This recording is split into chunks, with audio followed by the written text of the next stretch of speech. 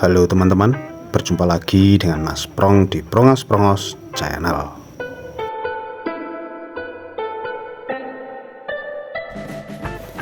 Pada kesempatan kali ini, saya akan mengulas tipis-tipis permainan catur antara Magnus Carlsen kecil melawan Garry Kasparov. Ya, kalian tidak salah dengar.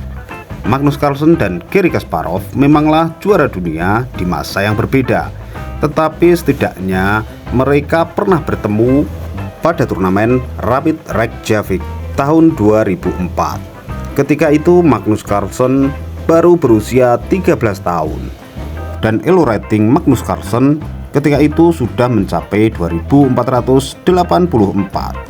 Sementara Garry Kasparov, siapa sih orang yang tidak mengenalnya? Garry Kasparov, namanya saja dulu pernah dijadikan nama game catur, yaitu Kasparov, menandakan bahwa ia adalah legenda yang sesungguhnya. Ia bergelar juara dunia selama 15 tahun, bukan kaleng-kaleng teman-teman. Dan di masanya ia juga menempati elo rating tertinggi dengan poin 2851.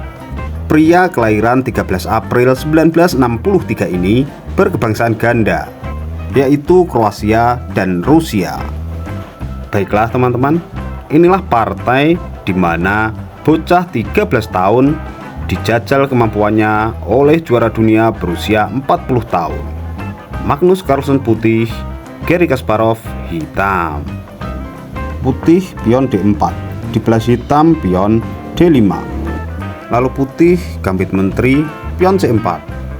Hitam self defense, pion C6. Kuda putih F3, kuda hitam F6. Kuda putih C3, lalu hitam membalas dengan pion E6. Gajah gelap putih mengunci keberadaan kuda hitam, lalu dibalas oleh hitam. Kuda memperkuat posisi kuda lainnya. Pion putih E3 membuka jalan untuk gajah terang. Lalu menteri hitam mengamankan posisi dari kuncian gajah dengan cara mengunci kuda putih. Kuda putih D2 menutup kuncian. Gajah gelap hitam memperkuat kuncian di B4. Lihatlah posisi ini teman-teman. Jika sewaktu-waktu pion hitam D5 memukul pion putih C4, maka gajah gelap putih akan terancam oleh menteri hitam. Cara mengamankan menteri versi Kasparov ini ibarat sekali meneguh dayung 2-3 pulau terlampaui. Lanjut, menteri putih ke C2, Kasparov rokade pendek. Lalu gajah terang putih ke E2 persiapan rokade pendek. Hitam menawarkan pertukaran pion dan putih rokade pendek juga. Pion hitam memukul pion D sekaligus mengancam kuda putih. Di sini jika kuda putih pergi, maka kuda satunya di D2 akan terancam 2 kali, sementara yang menjaga hanya 1.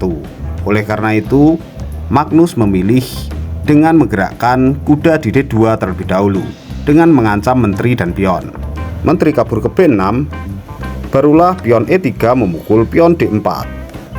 Pion hitam D memukul pion C4. Lalu gajah balik pukul pion hitam. Kini pion hitam ke A5, mungkin ingin ke A4 untuk mengancam kuda, sehingga kuda tidak lagi melindungi pion D4. Oleh karena itu, Magnus Carlsen menjawab dengan pion menutup laju pion hitam di A4. Menteri hitam mundur ke C7, memasang diagonal dengan pion putih di H2. Mungkin nanti akan didukung oleh kuda di G7 maupun gajah gelapnya ke D6. Dijawab oleh Magnus Carlsen benteng ke E1. Pion hitam mengancam gajah gelap putih. Gajah pergi ke H4. Hitam menjawab gajah gelap ke D6. Ancaman yang nyata yaitu melakukan skak di pion H2. Tentu Magnus menyadari, sehingga ia pion H3. Mungkin ada beberapa dari kalian yang bertanya, setelah pion H2 dimajukan, kan masih bisa melakukan skak? Ya, masih bisa, tapi hanya akan sia-sia, karena setelah raja pindah, dan pion di G pergi ke G3, maka gajah akan terancam hilang. Oleh sebab itu, rata-rata pecatur tidak melakukannya. Oke, lanjut. Kuda hitam ke B6 mengancam gajah, dan gajah yang lain memukul kuda di F6. Kuda hitam pukul gajah C4, lalu kuda putih pergi ke E4, membuka serangan oleh menteri terhadap kuda hitam. Padahal dengan putih menyelamatkan gajah gelapnya, pertukaran sudah impas. Tetapi gaya pertukaran ini memang dibuat serumit mungkin, membuat rumit hal yang seharusnya simpel. Di dalam catur itu hal yang bagus ya teman-teman, karena bisa memungkinkan lawan tidak membaca pola langkah kita. Dengan kata lain, ya berusaha membuat lawan berpikir lebih dalam lagi. Dan ternyata pertukaran rumit ini belum selesai. Ya, Kasparov melakukan skak dengan gajahnya. Raja ke H1, lalu kuda hitam ke D6. Sekarang gajah gelap hitam terancam oleh raja karena perlindungan menteri ditutup oleh kuda. Tetapi kuda ini mengancam kuda putih, sementara gajah gelap putih masih juga terancam oleh pion. Rumit sekali ya teman-teman. Lalu Magnus memukul gajah terlebih dahulu, lalu discover skak oleh kuda hitam. Kini kuda hitam terancam oleh menteri dan benteng, ya walaupun masih dalam kondisi skak oleh hitam. Dan gajah putih masih juga terancam oleh pion, sehingga Magnus membawa gajahnya untuk menutup skak sekaligus mengancam menteri hitam. Wow, jawaban simpel oleh Kasparov. Karena kuda terancam, maka kuda dibawa untuk menutup serangan gajah terhadap menterinya. Menteri putih menambah tekanan terhadap kuda, lalu benteng hitam menambah perlindungan terhadap kuda. Pion putih ke D5 mengancam pion hitam di C6, dan hitam tidak bisa memakan pion ini ya, karena jika pion memakan, maka menteri putih akan memukul menteri hitam yang gratis. Oleh karena itu, menteri hitam D7, kuda putih ke D4 menambah tekanan terhadap pion. Kuda hitam mengancam kuda putih, lalu pion pukul pion. Pion pukul pion, lalu kuda putih memukul pion sekaligus mengancam benteng dan pion di A5.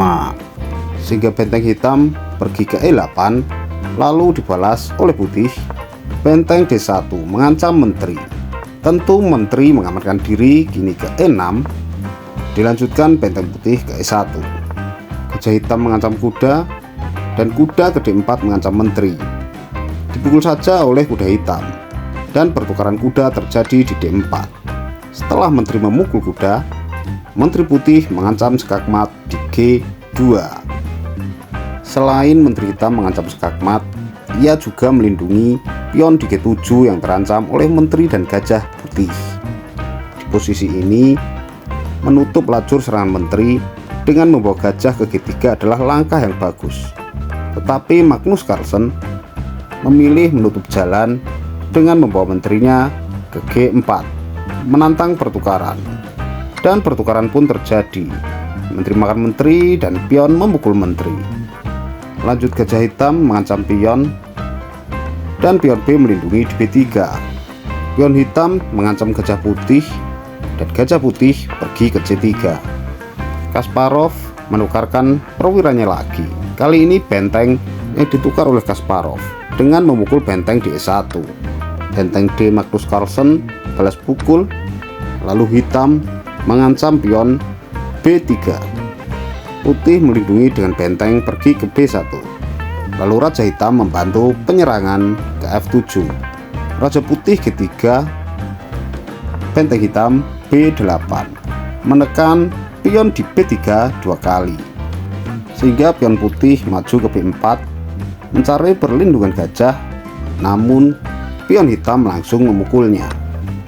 Di kondisi seperti ini, jika benteng putih yang memukul pion, maka akan dipukul balik oleh benteng hitam, sehingga putih menyisakan gajah gelap, sementara hitam menyisakan gajah terang.